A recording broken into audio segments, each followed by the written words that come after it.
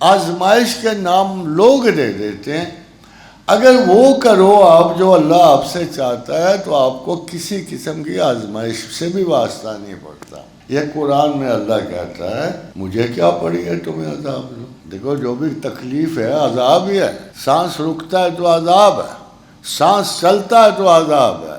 گھٹنے ٹھیک ہیں تو ٹھیک, ورنہ کس کا گھٹنا خراب نہیں, کس کا معدہ خراب نہیں, کون ڈپریشن میں نہیں, کون اداسیوں کا شکار نہیں. کوئی جاہل خرد کا مارا ہوا ہے جو ایکسیسو انٹیلیجنس کے کچھ شکار ہیں. یہ کیا چاہتے ہیں؟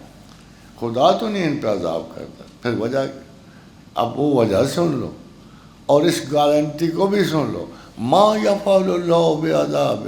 اندازہ دیکھو جیسے کوئی بڑا مہربان باپ بیٹے کو کہتا ہے اور میں تجھے کیوں تھپڑ ماروں گا اگر تو میری بات سنے گا.